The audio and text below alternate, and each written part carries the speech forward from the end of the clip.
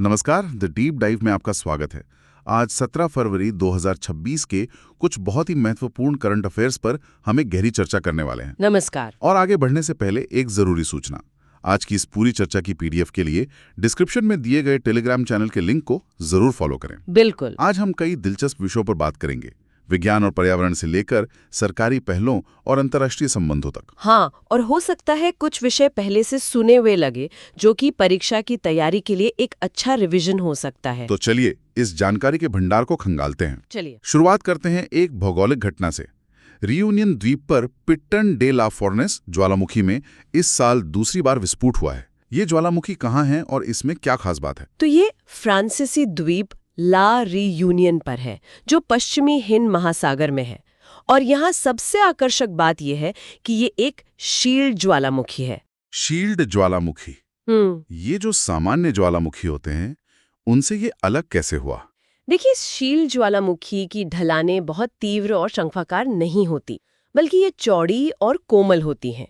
अच्छा, जैसे किसी योद्धा की ढाल जमीन पर रखी हो? बिल्कुल सही। ऐसा इसलिए है क्योंकि इनमें से निकलने वाला लावा, जो लगभग हमेशा बेसाल्टिक होता है, वो बहुत तरल होता है और बहुत दूर तक फैल जाता है। हवाई के ज्वालामुखी इसके सबसे प्रसिद्ध उदाहरण है। और ये भी जानना जरूरी है कि पिटन दे ला फोर्नेस दुनिया के सबसे सक्रिय ज्वालामुखियों में से एक है। अच्छा जी, और 2010 से ये यूनेस्को की विश्व धरोहर स्थल सूची में भी शामिल है। वाह! तो ज्वालामुखी से अब चलते हैं सीधे समुद्र की गहराइयों में। लक्षद्वीप के तट पर स्क्वैट लॉबस्टर की एक नई प्रजाति खोजी गई है, जिसका नाम है लेओगलाथिया समुद्रगिरी। बिल्कुल। और ये खोज भारत के बहुत ही महत्वाकांक्षी गहरे महासागर मिशन यानी समुद्रयान कार्यक्रम का हिस्सा है, जो इसे और भी महत्वपूर्ण बना देता है। समुद्रयान कार्यक्रम। जी। ये प्रजाति मिनिकॉय के पास सतह से लगभग 360 मीटर नीचे पाई गई। तो इसकी पहचान कैसे हुई, मतलब इसमें कुछ खास है? हाँ, इसकी कुछ विशिष्ट पहचानें हैं, जैसे इसके कवच के ऊपरी हिस्से पर चिकनी और बिना टूटी हुई धारियां हैं, जबकि इसके जो करीबी रिश्तेदार हैं उनमें ये धारियां टूटी हुई होती हैं। और इसका रंग चमकीला नारंगी है। और एक और मजेदार बात मैंने पढ़ी कि ये स्क्वॉट लॉबस्टर असल में लॉबस्टर है ही नहीं। हाँ, ये सच है। ये हर्मिट केकड़ों से ज्यादा निकटता से संबंधित है। ये तो बड़ा दिलचस्प है। चलिए अब एक ऐसे विषय पर आते हैं जो सीधे तौर पर पर्यावरण और उद्योग से जुड़ा है। भारत सरकार ने जैव आधारित रसायनों को प्राथमिकता दी है। ये असल में है क्या? तो जैव आधारित रसायन वो औद्योगिक रसायन है जिन्हें बनाने के लिए जैविक फीडस्टॉक का इस्तेमाल होता है। जैविक फीडस्टॉक जैसे गन्ना, मक्का या फिर खेती से निकला हुआ कोई भी कचरा या बायोमास। इन्हें अक्सर किण्वन यानी फर्मेंटेशन या एंजाइमेटिक प्रक्रियाओं से बनाया जाता है। तो इसका मतलब ये हुआ कि ये परंपरागत रसायनों का एक टिकाऊ, एक सस्टेनेबल विकल्प है। जी, पारंपरिक रसायन जीवाश्म ईंधन मतलब पेट्रोल, डीजल से मिलते हैं। जैव आधारित रसायनों के कई फायदे हैं। ये जीवाश्म ईंधन पर निर्भरता कम करते हैं, कम हानिकारक उप उत्पाद बनाते हैं और कार्बन फुटप्रिंट भी घटाते हैं। लेकिन इसमें कुछ चुनौतियां भी तो होंगी। बिल्कुल। सबसे बड़ी चुनौती है लागत। पेट्रोकेमिकल विकल्पों की तुलना में इनकी उत्पादन लागत ज्यादा होती है।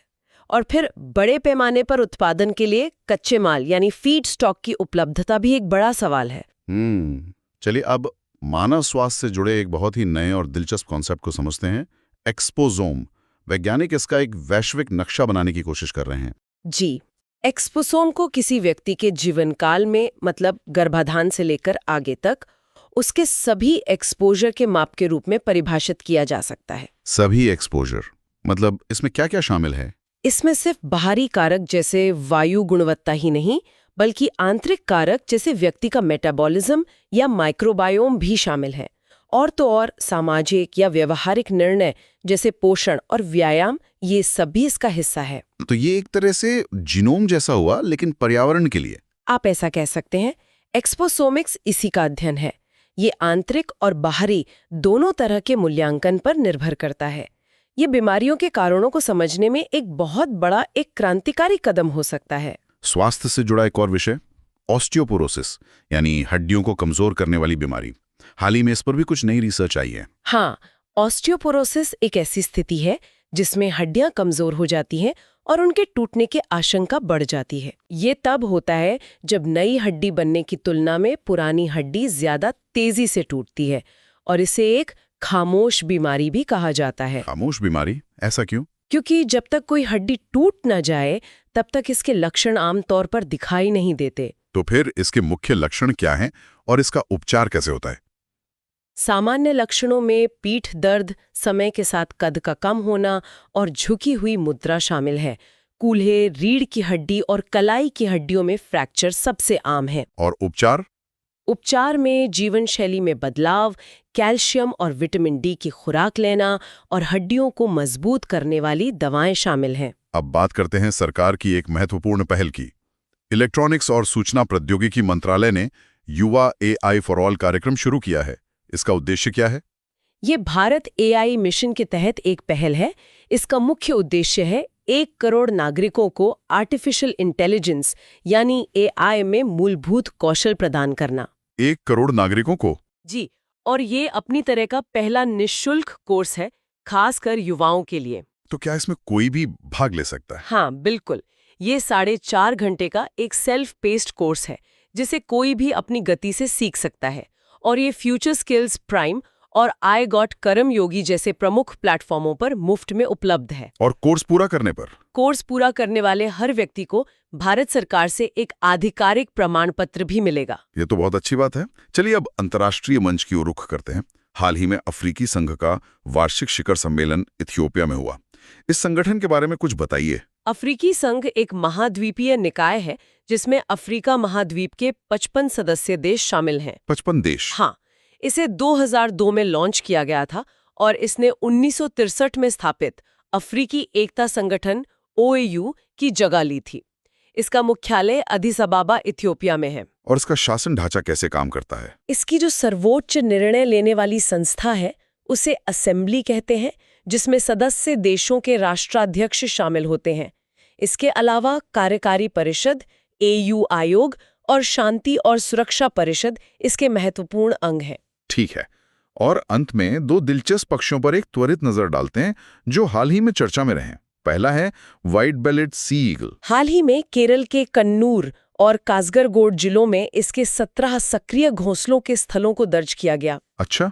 यह एक बड़ा शिकारी पक्षी है जो मुख्य रूप से समुद्र के पास रहता है, और ये तटीय पारिस्थितिकी तंत्र में एक शीर्ष शिकारी है, इसलिए इसे समुद्री पर्यावरण के स्वास्थ्य का एक संकेतक भी माना जाता है। और इसकी IUCN स्थिति? वो लीस्ट कंसर्न यानी कम चिंताजनक है, जो अच्छी बात है। और दूसरा, जिसे जंगल का भूत भी कहा जाता है, स्पॉट बेलेड ईगल आउल। हाँ, इस दुर्लभ और रहस्यमयी रात के पक्षी को हाल ही में उत्तराखंड के कॉर्बेट रिजर्व में कैमरे में कैद किया गया।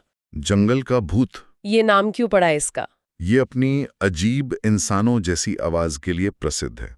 बहुत ही डरावनी आवाज होती है। इसकी सबसे विशिष्ट विशेषता इसका रंग है। शरीर का ऊपरी हिस्सा चॉकलेटी भूरा और पेट पर काले धब्बे। इसकी IUCN स्थिति भी लीस्ट कंसर्न्ड है। जाते जाते एक शहरी पर्यावरण मुद्दे पर भी बात कर लेते हैं। नागपुर की फुटाला झील में प्रदूषण की समस्या बनी हुई है। हाँ, इस झील में अनुपचारित सीवेज का प्रवाह और किनारों पर गंदगी एक बहुत गंभीर समस्या है। और दुख की बात यह है कि ये एक मानव निर्मित झील है जो 200 साल से भी ज्यादा पुरानी मानी जाती है। इसका निर्माण भोंसले राजवंश के शासन के दौरान हुआ था। तो ये शहरी जल निकायों के संरक्षण की चुनौती को दिखाता है। बिल्कुल। तो आज हमने ज्वालामुखी विज्ञान, समुद्री जैव विविधता, टिकाऊ रसायन, मानव स्वास्थ्य की नई अवधारणाओं और महत्वपूर्ण सरकारी व अंतर्राष्ट्रीय पहलों को समझा। बिल्कुल। और आज की चर्चा एक बहुत ही दिलचस्प सवाल उठाती है। एक तरफ हमने एक्सपोजोम की बात की, जो हमारे स्वास्थ्य पर आजीवन पर्यावरणीय प्रभावों को दर्शाता है, और दूसरी ओर जैव आधारित रसायनों की, जो पर्यावरण पर हमारे प्रभाव को कम करने का एक तरीका है। भविष्य में व्यक्तिगत स्वास्थ्य और इस ग्रह के स्वास्थ्य के बीच ये जटिल संतुलन हमारी नीतियों और व्यक्तिगत विकल्पों को कैसे आकार देगा, ये सोचने वाली बात है। इस गहन विश्लेषण के लिए धन्यवाद। ऐसी ही और जानकारीपूर्ण चर्चाओं के लिए हमें लाइक और सब्सक्राइब करना न भूलें। और याद रखें, आज की चर्चा की पीडीएफ के लिए डिस्क्रिप्शन में दिए गए टेलीग्राम चैनल का लिंक जरूर देखें। अगले अंक तक सीखते रहें।